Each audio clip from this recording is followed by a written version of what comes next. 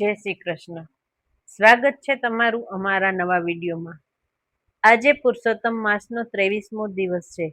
તો આજે આપણે પુરુષોત્તમ માસનો અધ્યાય 23 ચિત્રબાહુનું આખ્યાન વિશે સાંભળીશું.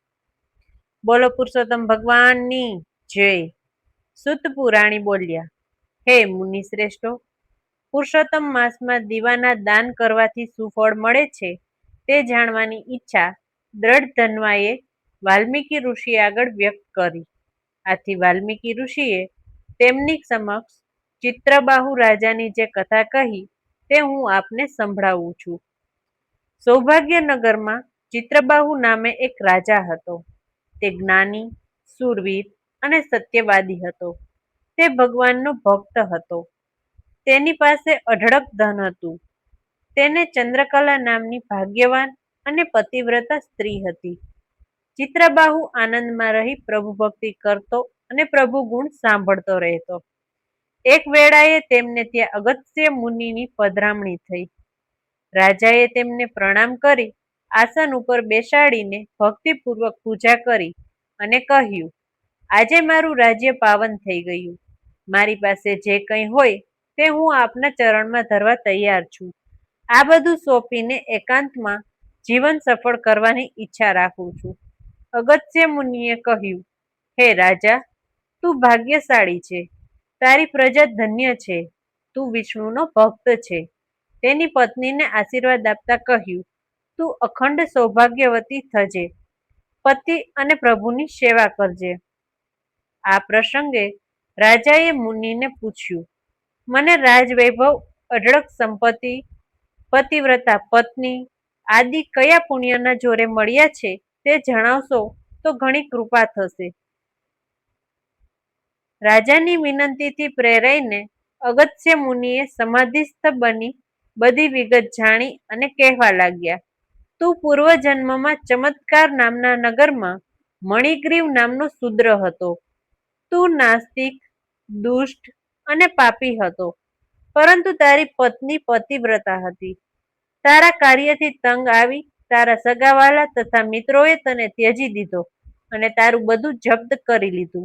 આથી તું અને તારી પત્ની જંગલમાં જઈ જીવ હિંસા કરી ગુજરાન ચલાવતા હતા. એકવાર ઉગ્રદેવ મુનિ રસ્તો ભૂલી જતા જંગલમાં અટવાઈ પડ્યા. તેમને સખત તરસ લાગતા તે બેભાન બની ધરતી ઉપર ઢળી પડ્યા. એટલામાં તું ત્યાં આવી પહોંચ્યો અને દયાથી પ્રેરાઈને તે મુનિને પોતાને ઘેર લાવ્યો.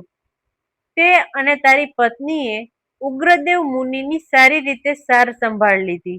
આથી મુનિ તારા પર પ્રસન્ન થયા.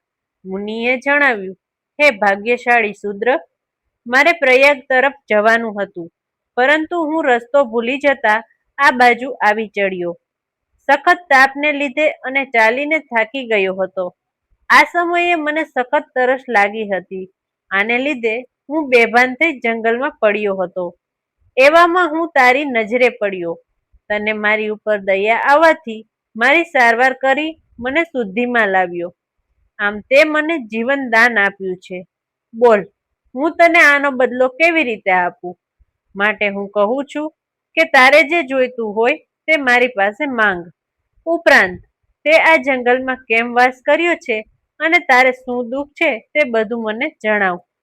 આથી મણિગ્રીવે પોતાનું જીવન વૃત્તાંત ઉગ્રદેવ મુનિને જણાવ્યું.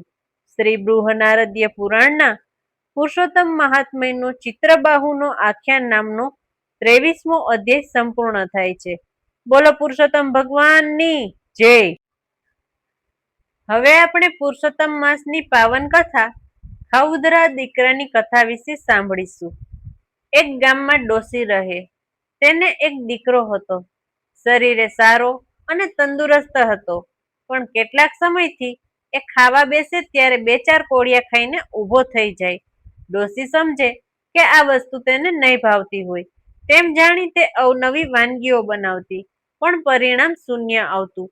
કોઈ પણ વાનગી હોય પણ 2-4 કોળિયા ખાધા પછી ભાણા પરથી ઊભો થઈ જતો.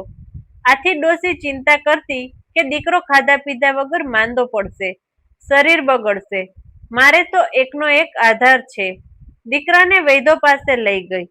સારવાર અને દવા દારૂ કરી પણ કંઈ ફેર ન પડ્યો. છેવટના આધાર તરીકે તેણે પુરુષોત્તમ ભગવાનને ભજવા માંડ્યા અને પ્રાર્થના કરવા માંડી, હે પ્રભુ, મારો દીકરો રોજ ભૂખ્યો રહે છે, બરાબર જમતો નથી, તે બરાબર ખાતો થાય તેવું કરો, તેમની ભૂખ ઉગાડો. પ્રભુએ ડોશીની પ્રાર્થના સાંભળી અને ડોશીનો દીકરો ખાવા લાગ્યો. ખાવા તો લાગ્યો, પણ તે એટલું બધું ખાય કે જેટલું રાંધ્યું હોય તે પણ ઓછું પડે. દીકરો ડોશી પાસે વારંવાર ખાવા માંગે. પુષ્કળ ખાવા છતાં પણ તેનું પેટ ભરાતું નહીં. ડોશી વિચારે કે હું કેટલું રાંધું તો તેનું પેટ ભરાય. હવે દીકરાને બદલે ડોશીને ભૂખ્યા રહેવું પડતું હતું. ડોશીના કોઠીના દાણા ખૂટ્યા, ઘરમાંની વસ્તુઓ ખૂટવા માંડી, ખર્ચ વધતો ગયો. જેમ જેમ દીકરાની ભૂખ ઉઘડતી ગઈ તેમ તેમ ડોશીએ બચાવેલ મૂડી ખલાસ થવા લાગી. દીકરાની ભૂખ ઉઘડવા જતા ડોશી ભૂખ ભેળી થઈ ગઈ. ડોશી મંદિરમાં જઈને પ્રભુને પ્રાર્થના કરવા લાગી, હે પ્રભુ, તમે મારા દીકરાની ભૂખ એટલી બધી ઉગાડી દીધી કે તે ગમે તેટલું ખાય તો પણ ધરાતો નથી. માટે એવી દયા કરો કે દીકરો માફકસરનું ખાતો થાય. હવે ઘરમાં કંઈ છે નહીં. મંદિરના પૂજારીએ ડોશીની આ પ્રાર્થના સાંભળી. તે સમજુ હતો. તેણે ડોશીને સલાહ આપી, ડોશીમાં, કાલથી પુરુષોત્તમ માસ શરૂ થાય છે. તમે તો વ્રત કરો છો, પણ તમે તમારા દીકરાને ભગવાન પુરુષોત્તમનું વ્રત કરવા દબાણ કરો. બંને દરરોજ એકટાણું કરજો. ભગવાન દયાળુ છે, તે તમારું દુઃખ દૂર કરશે. દીકરો માફકસરનું ખાતો થઈ જશે.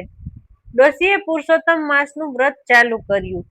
દીકરાને પણ ઘણું સમજાવી પટાવી વ્રત કરાવ્યું. માં દીકરો વહેલી સવારે નદીએ સ્નાન કરવા જાય, ત્યાં કાંઠા ગોરમાનું પૂજન કરે, કથા વાર્તા સાંભળે. આમ થતા દીકરાની જળ બુદ્ધિમાં ચેતન આવતું ગયું. તેને સારા ખોટાનું ભાન થવા લાગ્યું અને ખોરાક પણ માફકસરનો થઈ ગયો. આથી ડોશીને અનહદ આનંદ થયો. વ્રત પૂર્ણ થતા ડોશીએ ઉજવણું કર્યું, બ્રાહ્મણોને જમાડ્યા અને તેમને દક્ષિણા આપી. બોલો પુરુષોત્તમ ભગવાનની જય.